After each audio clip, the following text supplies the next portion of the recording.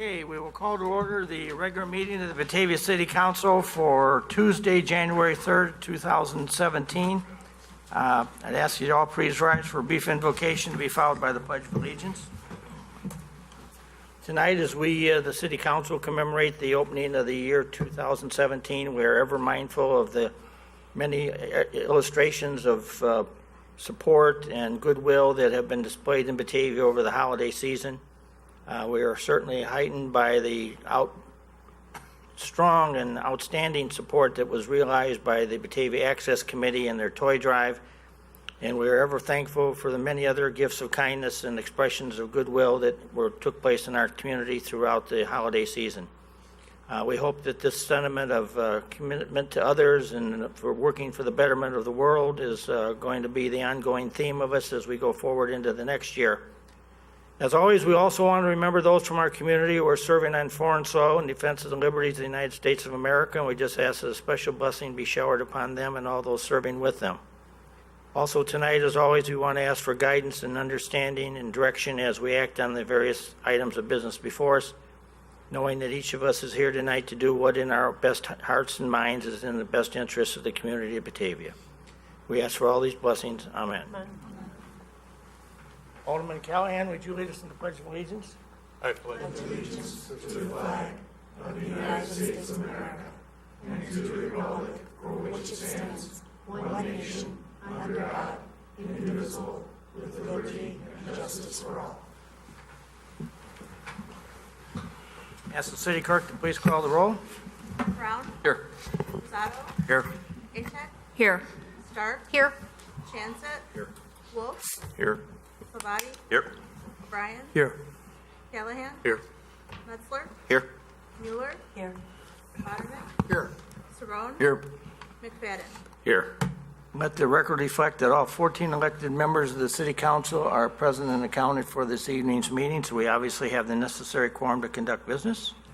Moving to item number 4, items to be removed, added, or changed on tonight's agenda. Alderman Atek, do you have anything? I don't have anything this evening. Okay, moving to item number 5 is the consent agenda, and there is just a couple things. The consent agenda reads as follows. Approvals, December 30th, 2016. Payroll, $815,759.59. Accounts payable check register, $2,472,353.57. I move that we approve the consent agenda as read. Second. Moved by Alderman Atek, second by Alderman Stark for the approval of the agenda as read. Any discussion? Clerk, call the roll. Atek. Aye. Stark. Aye. Chansett. Aye. Wolf. Aye. Savati. Aye. O'Brien. Aye. Callahan. Aye. Metzler. Aye. Mueller. Aye. Waterman. Aye. Cerrone. Aye. McFadden. Aye. Brown. Aye. Rosado. Aye. Motion's approved, 14 yes, no no's, none absent. Okay, moving to item number 6, items for matters from the public. For items not on the agenda, do we have any this evening? Okay, moving to item 7, it says Batavia Chamber, and I wasn't sure if anybody was coming tonight to speak on behalf of the chamber or give a report, but they had indicated to me they didn't know if they were going to be able to be at tonight's meeting, but they thought maybe somebody might be coming, but they weren't sure. So obviously that's not going to happen, I guess. Okay, then let's move to item number 8, which is approval of the Water Street Studios liquor license for gallery opening events. Who's Alderman I'll Atek? take that, yes. So as you said, this is the liquor license application for the Batavia Artists Association, a non-for-profit Inc., and Water Street Studios for 7 gallery opening events on the second Friday of each month in 2017. They applied to receive a 1-day temporary Class F liquor license in the city of Batavia for the gallery openings of Friday, January 13th, February 10th, March 10th, April 14th, May 12th, June 9th, and July 14th. The police department conducted an updated investigation and background check and found that they were suitable to receive this 1-day temporary Class F liquor license. Water Street Studios has also asked that all liquor license fees be waived. I move that we approve the liquor license application and waive the fees. Second. Moved by Alderman Ajak, second by Alderman McFadden for approval of approving all the liquor license applications and waiver of the fees. Any discussion? Clerk call the roll. Ajak? Aye. Stark? Aye. Jansen? Aye. Wolf? Aye. Salvati? Aye. O'Brien? Aye. Callahan? Aye. Etzler? Aye. Mueller? Aye. Waterman? Saron? Aye. McFadden? Aye. Brown? Aye. Rosato? Aye. Motion's approved, 14 yes, no nos, none absent. Okay, moving to item number 9, which is a discussion of the performance review of the city administrator. Laura?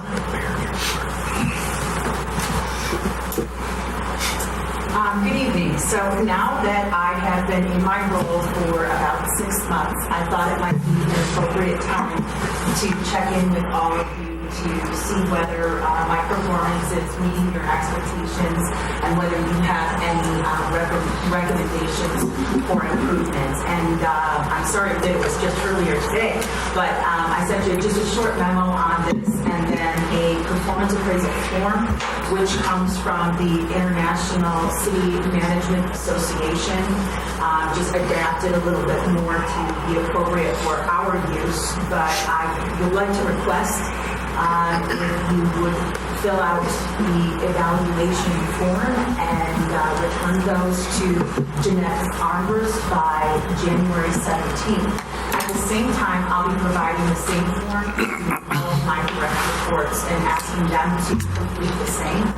And then Jeanette can then compile the information that she received back from them. And then in the future, I would anticipate that we could complete this process on an annual basis so that come January, we can look back at the performance of the last year and do the same, look at what things went right, maybe what things could be improved upon.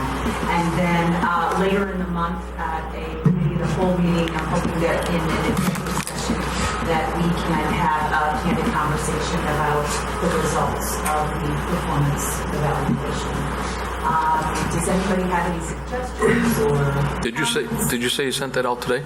Yes. I didn't get it. Okay. So much for your review. I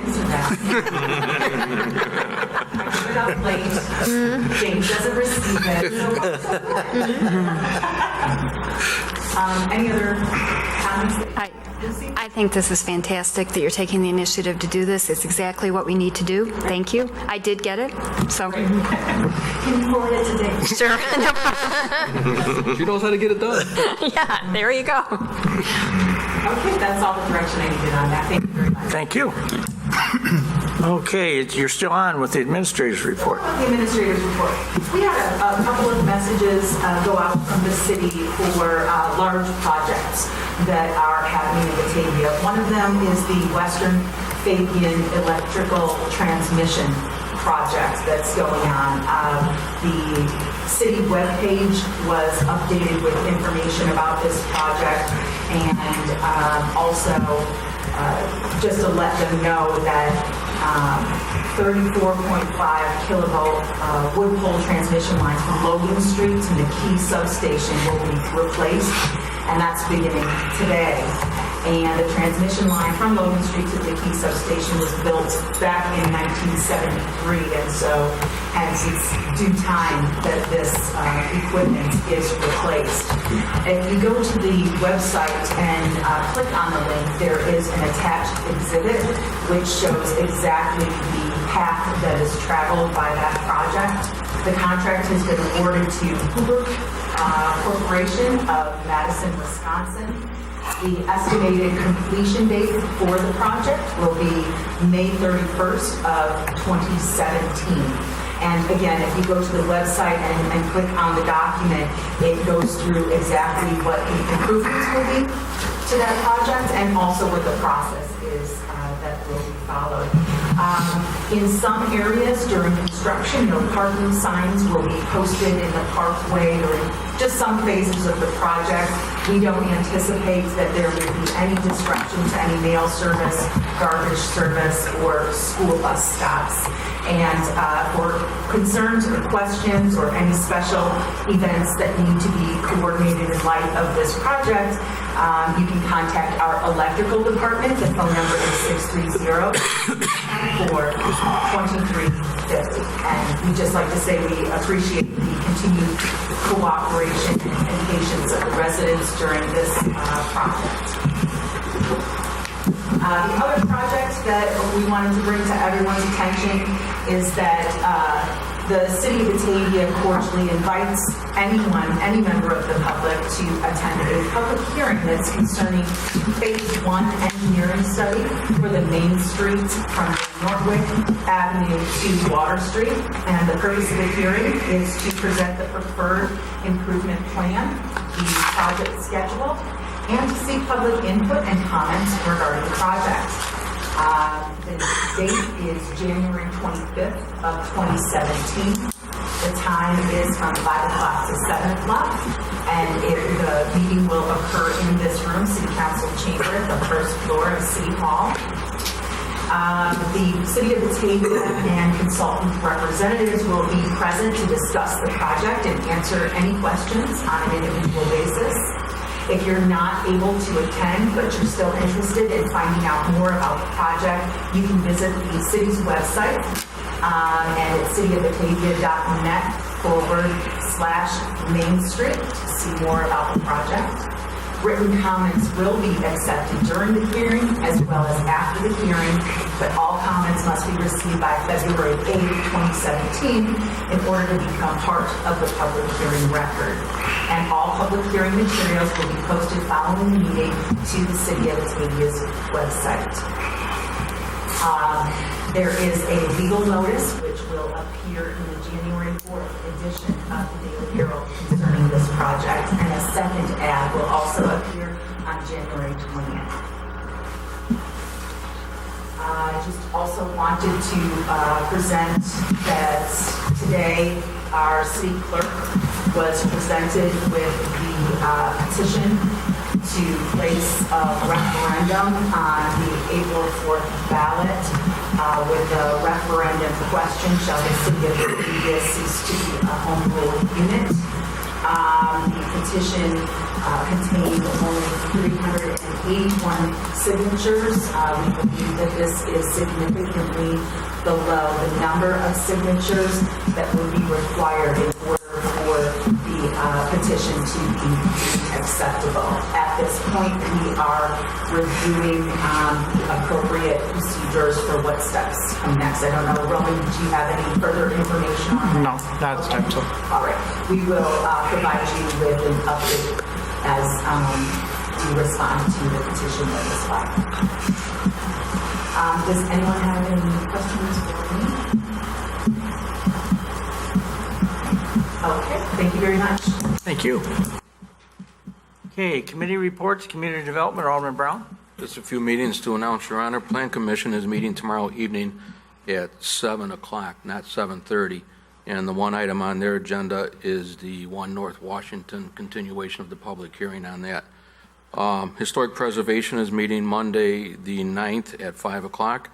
And then the Committee of the Whole is going to meet Tuesday, the 10th at 7:30.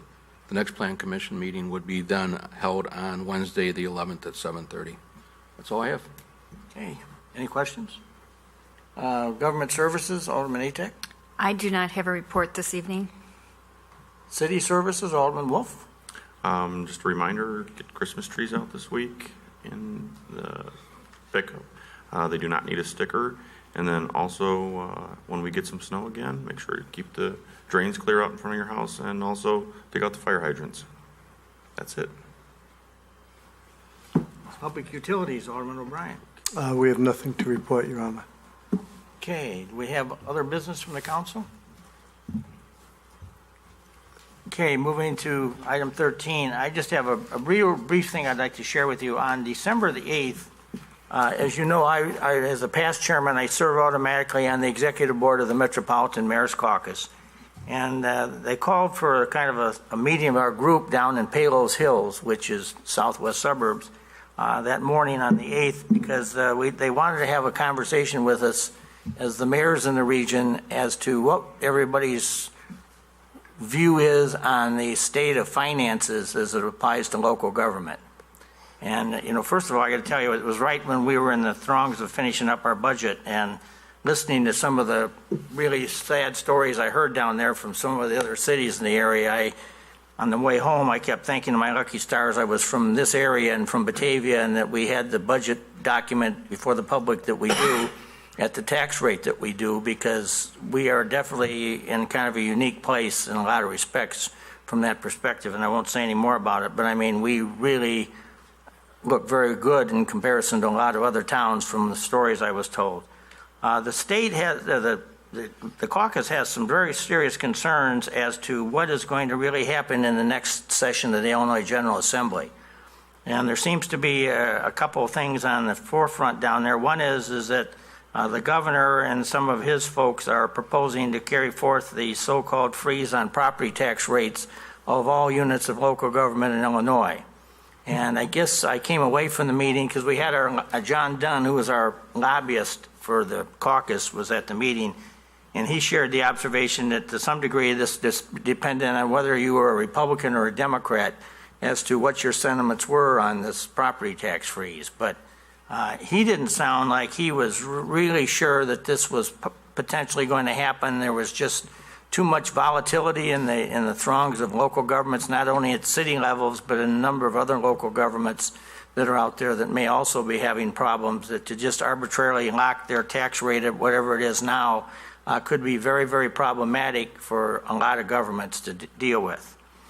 So that's out there, but nobody knows for sure where it's going to happen. The next big question in the room was, what is the status of state funding? And as you know, we really have never had a budget now in a long time, and there's some optimism, or I shouldn't use that word, some opinion that we may continue that trend for the near term here, that we may continue to run Illinois without a budget, and as a result there'll be a lot of things that probably won't get funded, or if they do get funded, they'll be funded down the road, so to speak. In other words, those who are waiting for their payments from the state of Illinois better be prepared to sit there and wait for a while, because it may be a longer wait than a shorter wait.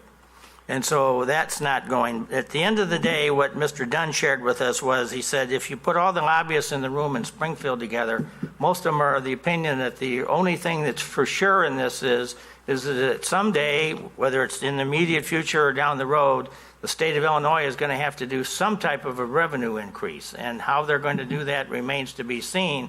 But they have so much back expense that's not being funded, it's not being covered, and it's multiplying, and there's interest on some of that that's multiplying. And so it's like every day we, as the state of Illinois, we fall a couple more inches deeper into the hole than we were the day before. And that, from a lot of perspectives, there's a lot of hands in that pot that are, whether your pension funds or your local governments or your state agencies or your state employees. And so, you come away from that and your head is kind of swimming amongst your ears as to what is really going to really happen here in our state in the near term. And I guess we don't have any discussion. There was a lot of supposition that suddenly on the Democratic side of the agenda or ledger, there's a whole bunch of people who have jumped up and said, hey, I'm thinking about running for governor. And so they thought, well, the supposition at my meeting is that may intensify the desire on both sides of the room to do something. And everybody's probably coming at it for a different reason or a different ulterior motive, but that may be the driving force, because if you've already got, I turned on the news tonight and there was an alderman from the city of Chicago, and I can't remember his name, who had already announced that he's going to run as Democratic candidate for governor of Illinois. So apparently there's a pile of candidates that are coming out, and so we'll see what that does to the whole thing. Now, there was some further supposition at my meeting that could further slow the process down, because suddenly you're going to have a whole bunch of people taking different positions and coming at things from a different agenda, and state legislators who may be connected to one or another of those people may then be feeling somewhat restricted as to how far they'd want to step down the road and make some bold judgments about things. So I came away from the meeting quite honestly feeling that we really are in a troubling time in the state of Illinois, that this is not it's a very challenging time. I wouldn't describe it as a fun time to be involved, because there's just issues here of like which we have never seen before in the state of Illinois as it applies to government funding. And of course, the one that still lays out there and seems to be a target of a lot of eyes is what they call the LGDF, Local Government Distributing Fund, which is the municipality's share of the state income tax. And that continues to be the one that everybody kind of puts their hand on and says, well, here's a pot of money we could take right now. And as all of you know, that is divided up to every city in the state of Illinois on a per capita basis. And Peggy, what's our LGDF? It's a couple $2.5 million. $2.5 million in the city of Batavia. And so, I guess we wait for that check to come too, but there's some cities that are almost chasing the mailman down the street to see if he's got it in their hand, or however they distribute it nowadays. But there is some very problematic situations. So I would suggest we're all going to continue to hear about them. And as I said at the beginning of my little diatribe here, I guess we should all be thankful that we are in Batavia and we're in as good a shape as we are, given what the rest of the world may have happening around it. But, I heard things down there where some were saying that it's so bad in some places that they're thinking about the days coming when they have to shut the cops down. So then the ulterior motive there is you call the county sheriff and the state police and you tell them we got to take the cops off the street because we don't have any money to pay for the cops anymore. But the real problematic one is the fire and ambulance, because when you take them out, take those guys off the street, those guys and gals off the street, there's no state agency that's standing there with a fleet of fire trucks or ambulances or anything else to back you up in that one. And so that could be a real interesting situation if that one comes to be. So there's just a lot of things, unlike Illinois is kind of writing a whole new chapter of government, as we were told at the meeting, of which there's never been written before. And so we're going to write something for future generations to read and say, well, this is when they had this mess back in the 2017, 18. This is what they did to get themselves out of it. So challenging times ahead, and I am thankful that we do the things that we do here to maintain our revenue streams and keep ourselves heads above water, and we're not in some of the dire straits that I am told some of these other cities are in the immediate area here. So, one other thing that came up is that they took a shot at the state about how, the state legislature in Illinois is famous for mandates, that here's a new rule or new procedure we want you to adopt, and it's going to cost you more money, but that's just part of the game. And so then a bunch of current sitting legislators down there said they were going to take a stance against unfunded mandates, which I guess is kind of a popular thing to spin. But there's been some new mandates come down on water that's got some of these cities all excited because there's no funding behind it. It's just a mandate to test your water.